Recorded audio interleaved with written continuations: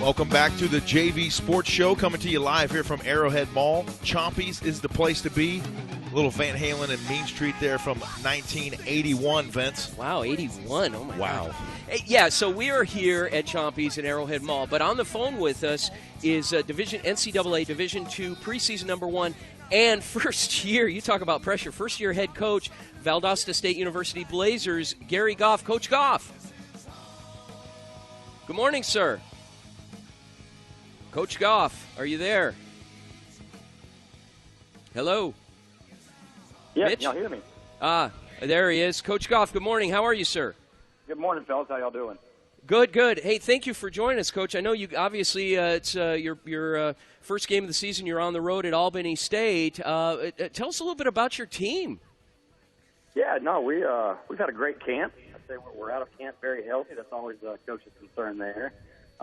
We've got 8 returning starters on offense and 4 returning starters on defense, and we feel like we've got a great football team. But you never know until you get out there in that first game, the pressure starts being applied a little bit. And your first opponent. So you got a lot of guys coming back. You got a great quarterback. He's been getting a lot of preseason recognition. But on the other side of the field, you're facing an Albany State team that's also pretty good. What have you seen on film from them? Yeah, you're right. Albany State is very good. They won 7 games last year and barely missed the playoffs. The year before that, they won 8 games and made the playoffs. They've got 9 returning starters on defense. They play an odd defense and bring a lot of pressure and try to mix up the coverages quite a bit. And then offensively, they run the option. So your first game out, facing an option team, that always gives you a lot of concerns at night. Most definitely, Coach. Talk a little bit about with that number 1 ranking. Congratulations on that, by the way. But how do you convey to your football team to kind of maybe put that aside and ignore that a little bit and focus on the task at hand, the next game at hand, and the next opponent that you guys have to face?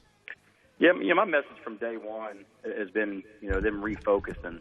And, we started this camp and been talking to them about that from day one as far as, block out the white noise. I mean, we're very appreciative of the attention and very honored to be in this position. However, that's based off last season, and that was yesterday. So we need to focus on the now and today. And, hats off to my guys. They've done a great job of coming in to work every day with a great attitude and focusing on that meeting, that practice, and now today's game. So they're refocused. I do believe that. And it's been a challenge, obviously, because we got a lot of guys wanting to talk to the players and myself. But, we can't pay attention to that. We got to pay attention to our job, our task at hand. Coach, talk a little bit about your coaching staff, the guys that help you be successful and help out the team. A lot of unsung heroes, I'm sure, on your staff. Talk a little bit about those gentlemen. Yeah, I was very fortunate to be able to bring 2 of my guys with me, and that's my defensive coordinator, Lee Stalker. He's a great defensive coach, and your typical defensive coach, too. He's full of energy and very disciplinarian guy, and but he pays attention to detail, and he's very organized. My offensive line coach, Ryan Allgood, I brought him with me as well. Another guy who played at Oklahoma. He's a student coach there, a GA there, and then been around some smaller level schools. So, he fits into our offense great and a great coach. I also brought with me Levi Brown, our quarterback's coach, who played 4 years professional ball. He was an All-American quarterback at Troy University. Oh, wow. Familiar with the area and our offense. And then also brought with me Mike Johnson, our DB's coach. I hired him away from a D3 school there in Alabama. I was also able to retain 2 coaches that were here last year's staff, and Curry Webb, he's my running backs coach, special teams coordinator. Very excited to be able to keep him. He's a phenomenal special teams guy. And then Kenny McClendon, my defensive line coach. Funny story about Kenny, I tried to hire him a year ago at Tiffin, and he was slow playing me. And I didn't know why. He was slow playing me because he got interviewed at Valdosta State. Wow, holding out for a little more, obviously, but it's a good decision, and you've got a great staff, it sounds like, their coach. Coach, so do you do any recruiting out west? James and I are huge advocates of the junior colleges, the junior college athlete, and particularly here in Arizona. And they're, with the Arizona JUCOs dropping football, but now the resurgence through a league called the HOCOM Junior College Athletic Conference, it's given an opportunity for these young men to continue their careers that maybe need some more polishing before they get to the next level. But what does it look like out west for you? We're making a pitch for Arizona. We want you to come out here and recruit some of these guys.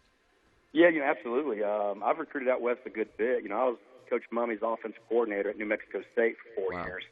So I've recruited California, Arizona, all that out west. And then even from Ohio, we would go out there and recruit the JUCO system in California and Arizona. Oddly enough, one of my graduate assistants, Mike Gibson, he was coaching out there at Arizona JUCO system for the last several years, bounced around from some different schools. But absolutely, we'll have our eyes on some transfers from JUCOs. Valdosta State's made a living on some transfers, whether it be D1 transfers or junior college transfers. Sure.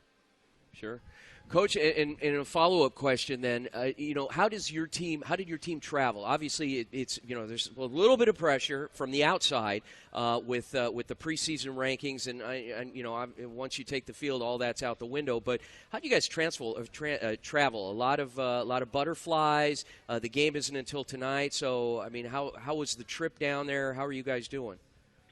Well, we're actually, they're only an hour and a half up the road from us. We don't play until tonight, so we just finished our walkthroughs and breakfast here at our facility. We'll leave today at about, 1:45, go up there and have a pregame meal, and then be at the stadium. So it's kind of a real easy trip. Okay. Nice thing about this team, though, I can't answer that how we are going to travel because I haven't yet with them, but, this team, the majority of them, traveled, quite a bit last year and had a lot of experience in away games, being through the playoffs and national championship games. So, I think we'll travel well. I'm not concerned about our nervousness or butterflies. The coach in me is just concerned about, we're a very confident team, and I want the swagger and confidence. I just want to make sure we're ready to go out there and compete because we're going to get everybody's A game every single week. That's going to happen. Well, that's a great segue to my next question, Coach. Who on your schedule this year is going to give you the biggest test? Every week. Yeah, we obviously Albany State's a very good program. Coach, nobody listens to our show, so you can tell us whatever you want. I hear you.